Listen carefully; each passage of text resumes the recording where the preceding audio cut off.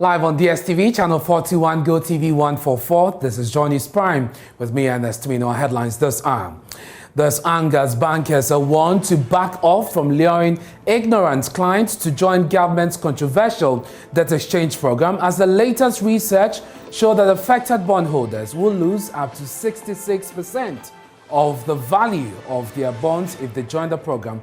We'll bring you details, plus the reaction of bondholders to a 2% cash payment if they sign up.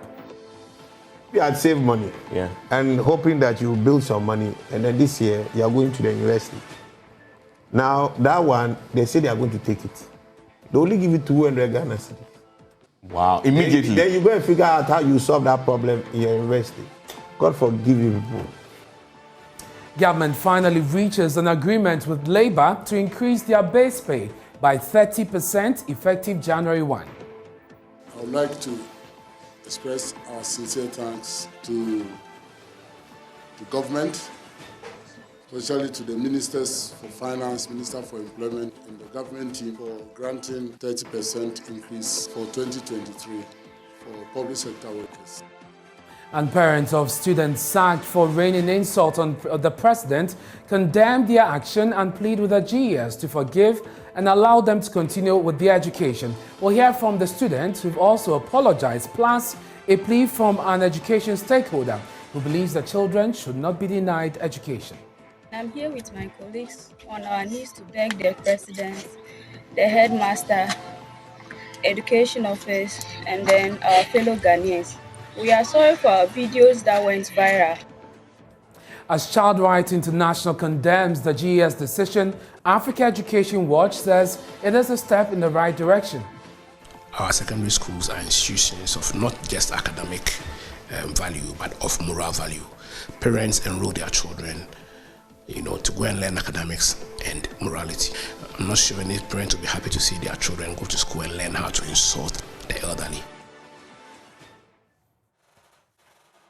Hello again, many thanks for choosing us. I am Ernest Kojo Manu. Parents of 8 students from the Chinana Senior High School in the Upper East region who have been sacked by the Ghana Education Service have pleaded with the education authorities and the president to forgive their awards and allow them back into the classroom.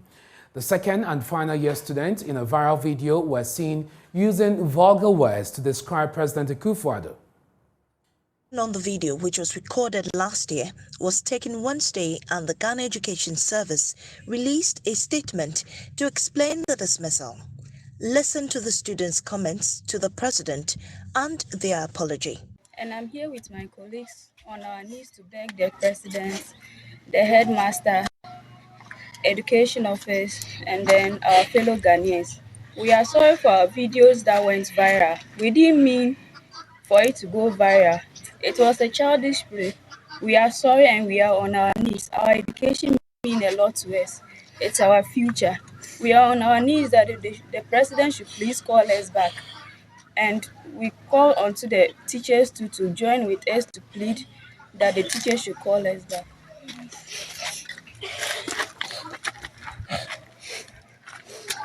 My name is Damili Janet. I'm here to say sorry to the president for what we last did, our video. In fact, I wasn't having intention for doing that, but I take it as a fun, a joke. A parent of one of the students, Martin Akaliira, tells Joy News they are all appalled at the action of the awards. They are, however, pleading for the students to be forgiven. To be honest, I'm not happy, and not only I, both of all the parents who were around. Yesterday, it was a shock. It was a sad news. We never expected to hear that. Have you since spoken with the school authorities as to whether they can reverse the decision? With them on the meeting yesterday, as they handed over the dismissal letter to us, and they said they have nothing to do, but we should let the students make a video of an apology. So we did that with our words, and then we posted it on the social media. And they said maybe perhaps the president might have mercy on them and restore them. Meanwhile, The country director for the International Childcare Development Program, Joyce Lanyo, is of the view that despite the condemnable action of the children, a suspension would have been a more fitting punishment than an outright dismissal.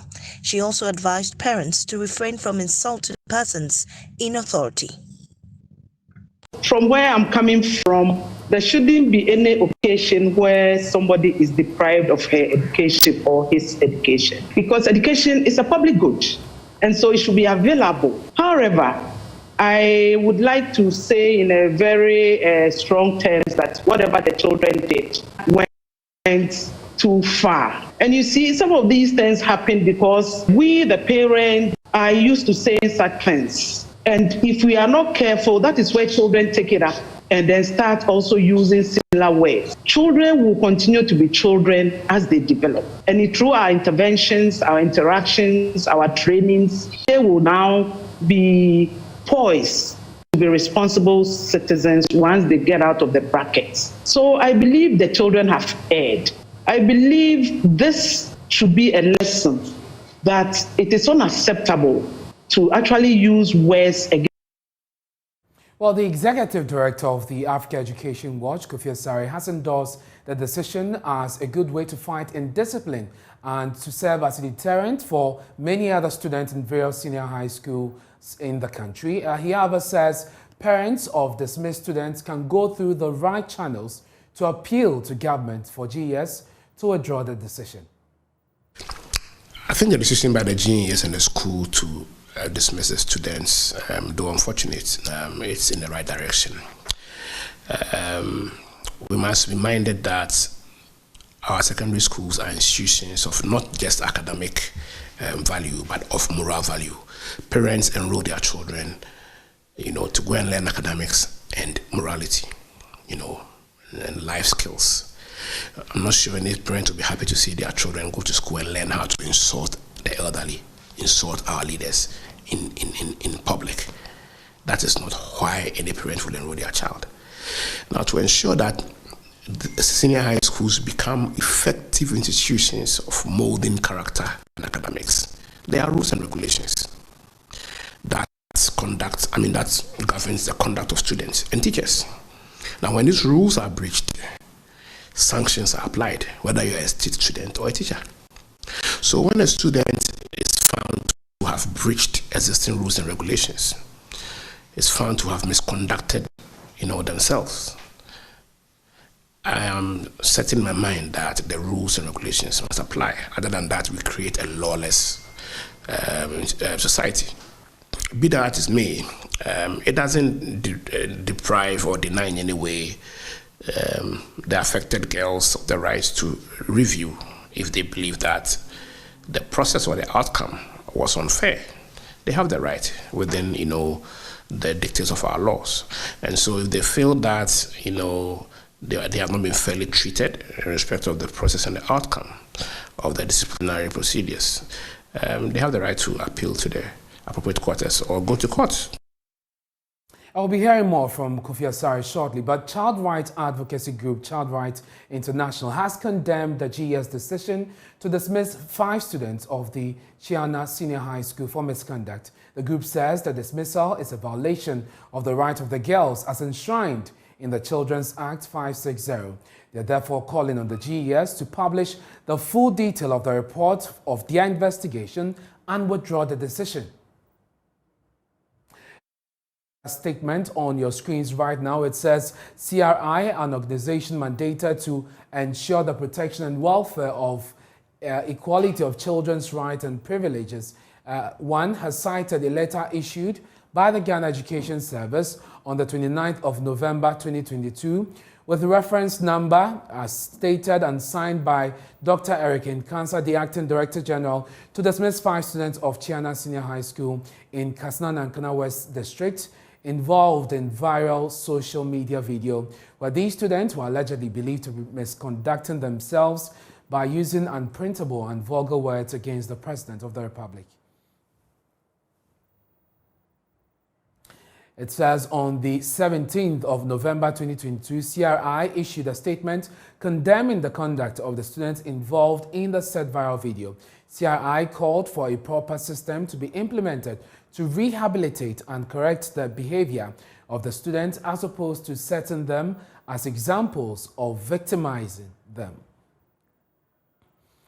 On the 14th of November 2022, GES released a statement titled Viral Video of Chiana SHS Student Misconduct, and with a reference number and of course signed by the head of public relations Cassandra Chumampofo. In the press release, GES vowed that management of the school has begun investigations to unravel the circumstances surrounding such unfortunate utterances and gestures. Parents of the students have also been invited to assist in investigations. The press release issued by the GES further stated that we wish to also assure the general public that the outcome of the investigations will be made known as soon as it is concluded. CIR therefore hinges on the above statement to call on the Ghana Education Service GES to publish the findings of their investigations to the general public as stated in their earlier press release, highlighting the concerns of due processes followed in arriving at the conclusion of dismissal vis-a-vis the best interest of the child as enshrined in the Children's Act 1998, 560. Kofi Asari is the Executive Director of the Africa Education Watch, and he joins us via Zoom. Mr. Asari, thank you very much for your time here on Joy News Prime. So I heard you there talk about the fact that this is also a moral issue, and the holistic training of the child in our school is very important. But yes, we have seen many issues of moral decadence in our senior high schools that has not ended up sacking the students out of the classroom permanently, as we have seen in this instance. How is it a decision in the right direction? You'd have to unmute for me, Mr. Asari. Good evening to your church audience. Yes, the case you mentioned is part of the structural defect in our disciplinary system in the senior high schools. We have a senior high school disciplinary system which is quasi-devolved.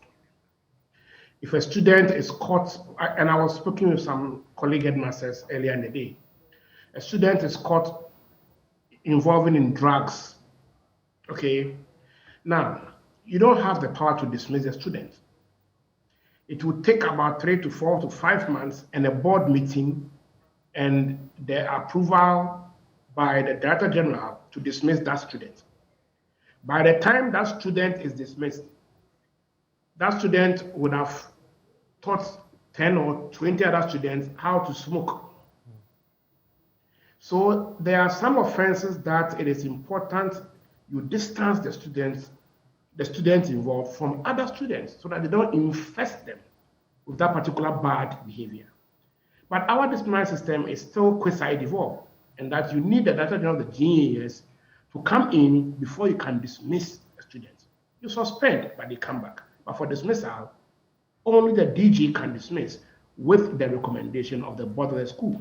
So the fact that there are such challenges doesn't mean that when students breach existing laws, rules in schools, schools shouldn't be allowed to apply the law. Why not? They should. Don't forget that anytime our schools become fertile grounds for indiscipline, we, the citizenry, we, the parents, we, the media, will be the first to point our hands at teachers that they are not managing our schools well and that they are not grooming our students well. So why is it that when the same school authorities are applying the law, laws they did not enact, rules they did not formulate, when they are applying them to ensure that there's orderliness in the school, then we want to interfere. So if we interfere, how do we turn around and hold them responsible for indiscipline? Well, Mr. Asari, I guess the issue is how progressive is this? These are children, mind you, they are under 18, many of them, as we have learned, under 18, they are children.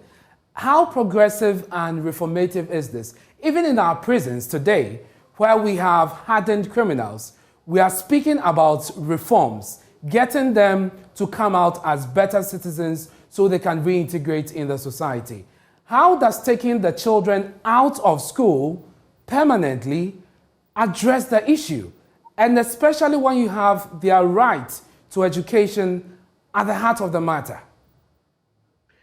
Okay, so listen, what I indicated was that we support the decision by the GES to sanction the students.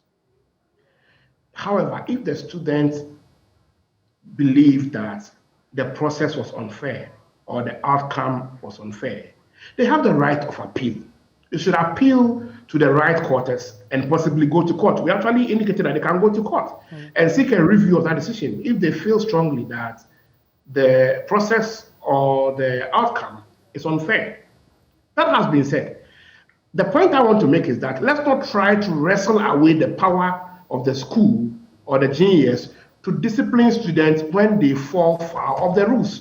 But I guess that is also what is being questioned. Is that a proper system to have? It's not even about who exercises the authority, but the end game. I mean, having a system that expels students permanently, taking them out of school permanently, I guess it's problematic. You mentioned that these are moral issues. Yes. Unfortunately, I don't think so. I don't believe that expunging dismissal from the student code is a way to go. I don't believe that. And I'll give you an example.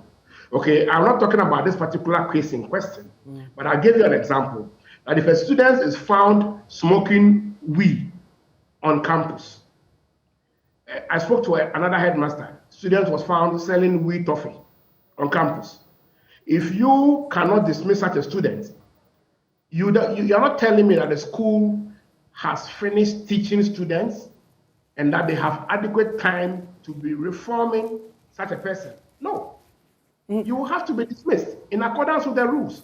So Mr. Sari, I don't agree that we have to expunge dismissal from the student code of conduct. No, some offenses will attract outright dismissal because the conduct of the students will make it difficult for them to continue to commingle with other students. That is important. So let's not create a situation where we end up making our schools a den of indiscipline. No. Mr. Sari, the issue here is that the students are being accused of misconduct, and we have many issues that are tantamount to misconduct in our senior high schools. For instance, we have girls who get pregnant in school. And if you go into the manuals of many schools, and I'm sure you'll find even the GES rules and regulations, having sexual affair or a sexual relationship on campus is an offense. These girls end up pregnant, but we do not sack them from school. We have a system that supports them to be able to go through school, write the exam, and so they can proceed. How is this different? Insulting a president, from all that I've heard from all the people who have spoken to this issue, say is absolutely wrong. But the question is, should we put them out of school because they have misconducted themselves? That is why I'm saying that the girls have the right to seek a review if they believe the decision to dismiss them was harsh. That is the first thing I said. And I said that they have the right to go to court for a further review, a non-administrative review, if they believe that their rights have been trampled upon by virtue of the unfairness of the processes or the outcome. Having said that, I am saying that I didn't sit on the disciplinary committee. I am not privy to the various information and considerations that were made by the disciplinary committee, and neither am I not privy to the various considerations and information available and submissions made by the girls and other witnesses to the board of the school. And so I do not know the basis for which the board made the recommendation to the Director General to approve the dismissal of the students. What I am saying is that let us not unduly interfere in the work of teachers in managing schools. Immediately, we, the citizenry, become disciplinarians ourselves. One day, the teachers will leave the schools and ask us to come and run the schools. Because when the students go and misbehave, they misbehave towards the teachers, not us. Well, Mr. Sari, I want to thank you for your time. If we continue to interfere in their work, it will get to the point where teachers will develop the attitude that we call I don't care. Right. They go and teach and then go away. It will affect their salary. But who will be at the receiving end? Our parents, our children, and aspirants. Well, let's get the reaction of the education minister. Mr. Kofi Asare, I'm grateful that you could join us. Kwesi Kwarteng speaks for the education ministry, and he joins us on the phone. Mr. Kwarteng, I'm grateful for your time here on Joy News. I know that the Ghana Education Service is an agency under the ministry, and therefore you have supervisory role over what they do. This issue has become very topical, and many are calling for a review of the decision. What is the take of the ministry on the outcome of the investigation by the GES and the decision taken? Okay, thank you very much, and a very good evening to you and your viewers.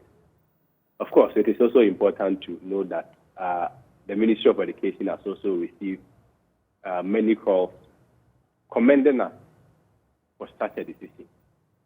So it becomes difficult if you say many are calling for the review of a decision. Others are also calling to tell us that this is the right decision, especially coming from even some of the teachers, because they felt very threatened that if we do not set the sectional lines very clearly and make it very clear that at no point will the Ghana Education Service or Ministry of Education countenance any act or any form of indiscipline, disrespect, disobedience, which are all some of the attitudes that may lead to very chaotic learning environments. They felt very threatened, especially looking at the teachers. If a child, and for them, for instance, the argument has always been that if a child could have the effrontery, could have the courage to attack the personality of the head of the policymaker who gave that person a free education. I mean, to use such unprintable words, where is that no person having conscience, no person with his right senses could repeat it? I mean, if they could say such words to the president, how much more the teachers? How much more the headmaster? And so many are also happy. Many are also commending us that this is going to set a very bold precedent. That look, we love you as children. We want to create the best of environment for you to be able to study. We want to give you access to education. But at no point will we let the attitude on only few individuals, 5, 6, 7, 8 people, to embolden the others and create a culture of disrespect, a culture of disobedience, a culture of unrecognition and disregard for elders. I mean, Ghana is a very cultural society. So Mr. Kwarteng, you're saying that the Education Ministry endorses the decision of the GES? That's what I'm saying, that if you listen to everything that I've said, essentially what it means is that the Ministry of Education does not only endorse what GES has done, but we support and stand by it. Because we share the views of the many traditional leaders, the religious institutions, the teachers themselves, the head teachers, who also associate themselves with such positions. That at no point should we create an environment that is devoid of dignity and respect to teachers. Right. If anybody can disrespect the president and insult the president in such manner. Well, Mr. Kwarteng, I wish we could go on with this, but time wouldn't allow us. We look forward to engaging you more on the AM show tomorrow. I'm grateful that you could join us. That's Kwesi Kwarteng speaks for the Education Ministry, and you want to catch that conversation. I'm sure many of you have questions for him. Join us tomorrow on the AM show. So some of you have been speaking to my colleague Jacqueline Yeboah, and you say the decision is too harsh. Let's hear you. Doing such disrespect is not good at all. And also I would like to plead on behalf of the kids to the GES that such punishment is too much. Though they deserve some punishment, but not as in dismissing the kids. I think it's too harsh because we are in a country where there is freedom of speech, okay? And if you are of age, you can make your expression known to the public. So I think it's too harsh. They should have actually cautioned them for them to think about what they said. But to dismiss them without any cautioning, I think it's just too harsh for the students. Well, when it comes to being right, I think they are right, but the dismissal is too much. I think they are right, but the punishment is too harsh. Okay, if that is the extreme punishment for the case, I think they should amend it. With the education level, that is the only way they can survive in this country. So when you sack them and they go back home, think about it. What are they going to do? Okay, so if they don't turn out to be street children, they end up to the unemployment society, which is going to be very bad. The punishment is not good at all, because dismissing these children, maybe some can become armed robbers, and some become, some will fall into drugs and a lot of things. But at least you should even say that, oh, you people should go home 1 month time, then you will come back to school and learn. Because these people, the one that you sack, maybe they can be the president in future, we don't know. So then insultment, yeah, but I don't know some people the way they feel. But insultment don't move my body. You're watching Joy News Prime. Still to come, government finally reaches an agreement with Labour to increase their base pay by 30% effective January 1. I'd like to express our sincere thanks to government, especially to the ministers for finance, minister for employment, and the government team for granting 30% increase for 2023 for public sector workers.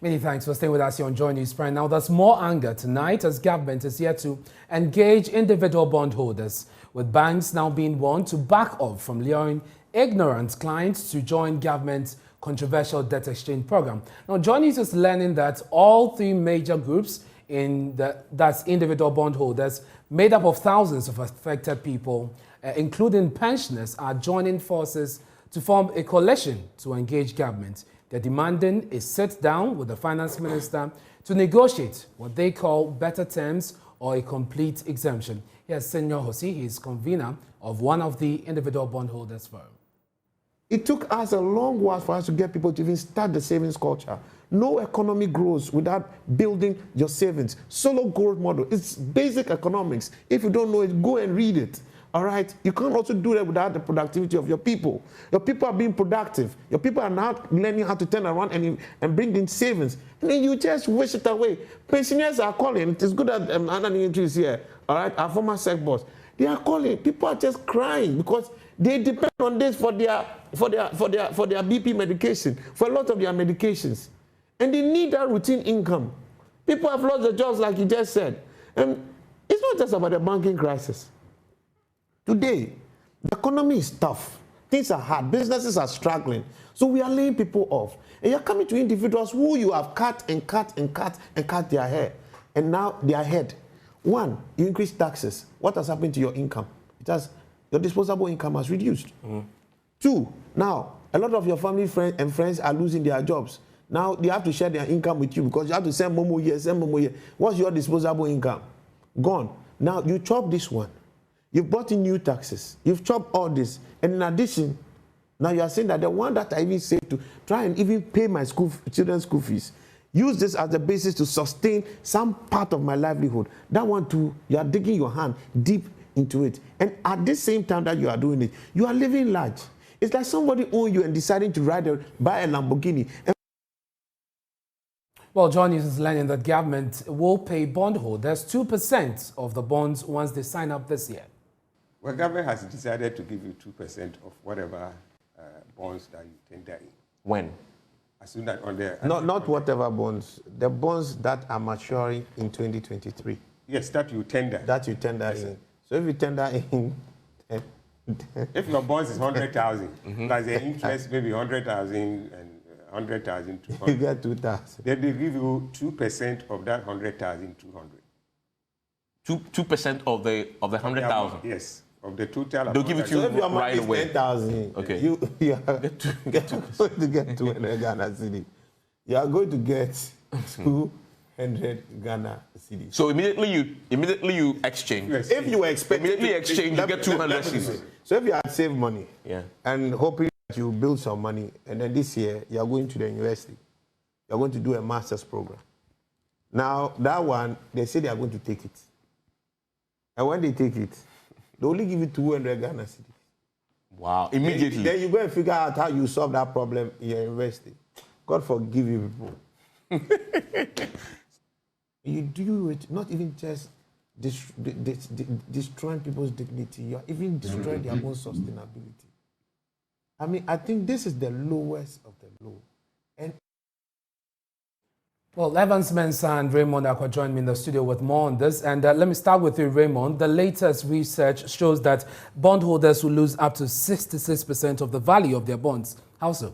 So this was work done by Professor Elik Pili Mabloyo at the University of Ghana Department of Finance at the University of Ghana Business School, and also Dr. Denis Safa from the University of Niagara. What they did was to try and estimate for all of the extensions that have been done, do a comparison between the December 5th one and the December 24th second release that did basically extend some of the maturities and all of that, and first also removed the, of course, based on pressure, the pension funds and brought in the individual bondholders. Okay. What they said was that even before we started the debt exchange engagement, interest rate increase alone had caused a 63% reduction in the value of the bonds that they had. Further to that, if the December 5th one was the one that was being implemented, we are talking about a 72%. But when they amended it to the December 24th one, it became something around 66.6%. Now, the interesting part is that they even estimated, because they were trying to test the claim that this is not a haircut on the principal, assuming that would have been a better option or a far worse option than what we have currently. But what we are told by these professors that the 66.6%, which will be the reduction in the value of your bond if you subscribe to this particular engagement, is far worse than if they took all your money and left only the maturities and the interest for the period we are talking about. And Raymond, to be clear, this 66% is for the duration of the debt exchange program. Yes. So the amount of money you have, what you are expecting for the period we are talking about here, it is going to lose value compared to no debt exchange program. So if it was running smooth sailing like we had previously, that was actually going to be with the 66% on board. But now that we are, if you subscribe to this second year they are producing, you are going to get your money with less than 66.6% of it. And that is the main cue they are putting out there. And the other issue has to do with the fate of treasury bills. Last night, Kofi and I brought to you, some documents, the amended debt restated exchange memorandum, which gave the indication that T-bills may be considered in the future. Today, another document has been released suggesting otherwise. And Evans, you've been perusing the document and also speaking to the experts on this. Which one should we put premium on? I mean, the document that spells out the terms is a document. That's a legal binding document that explains the legal position of surrounding the bonds, the debt exchange program. And so that's what you should place premium on. If you look at that document, that is the debt exchange amended document, and anybody who is affected, this is the document they refer you to. And if you want to understand it, you need to read the document. There's the legal structure governing the entire action program. So that's a document that carries weight. Right. In that document, if you look at page 13 of that document under the part called eligible bonds, it says, quote, and I believe that's what you brought to your audience. It says, quote, treasury bills issued by the Republic and certain non-marketable securities issued by the Republic are not subject to this invitation to exchange. This invitation means this particular invitation to exchange for the 12 bonds. It's not, T-bills will not be subject. But this is an important bit. It says, such treasury bills and non-marketable securities may, however, be the subject of other exchanges and purchases by the government of Ghana from time to time.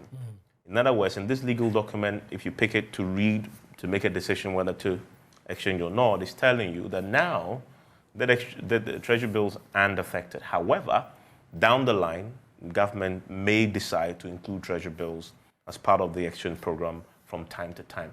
As to when that is, we don't know. And this subsequent document that was issued is simply a slide that sort of breaks down what the debt exchange program entails, and the addition of the individual bond holders. And it was reminding us that treasury bills still remain untouched, right? Treasury bills still remain untouched. It doesn't take away the notice in the legal document that says that, yes, it's not touched for this particular exchange. However, such bills and securities may, however, be the subject of other exchange purchases for government of Ghana from time to time, and we don't know what that time is. So this is what really it is. Evans, thank you very much. Gentlemen, I'm grateful. But there are other concerns about whether this may push back, the IMF program, securing the program with the IMF Executive Board today. The president has been speaking about it. He met with Harvard students at the Jubilee House, and here's what he said.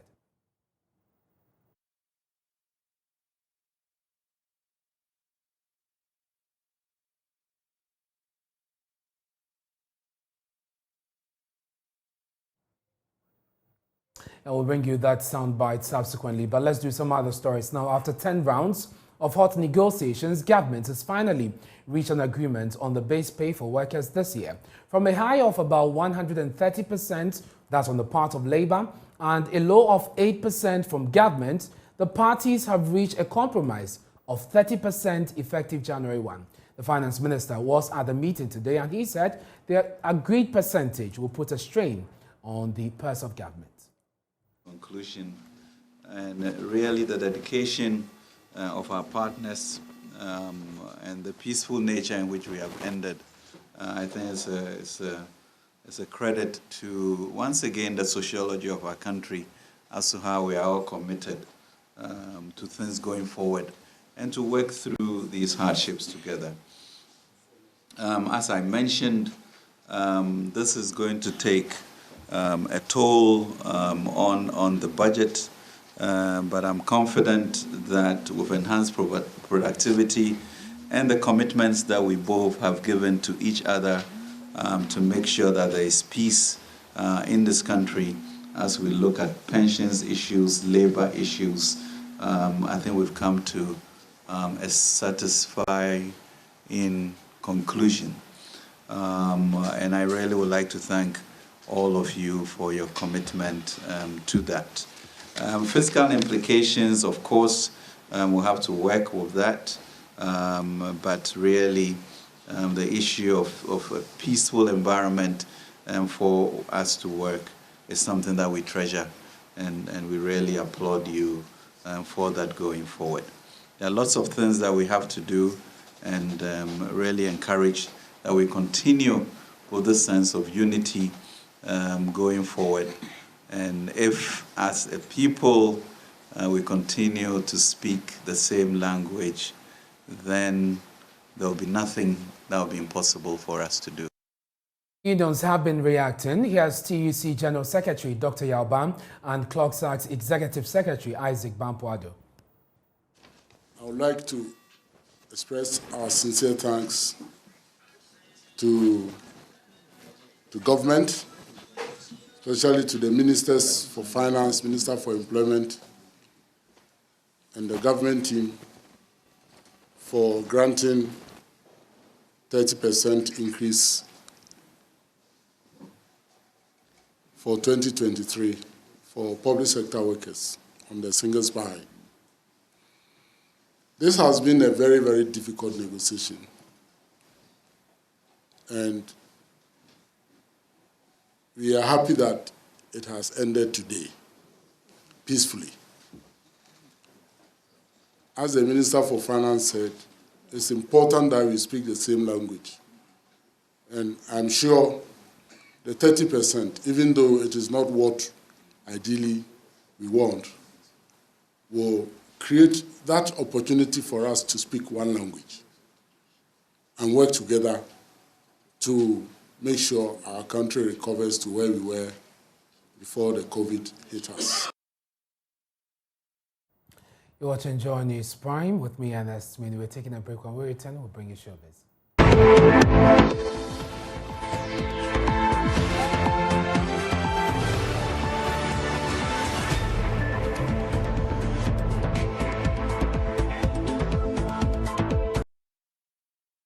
Tonight, we have more stories on myjoyonline.com.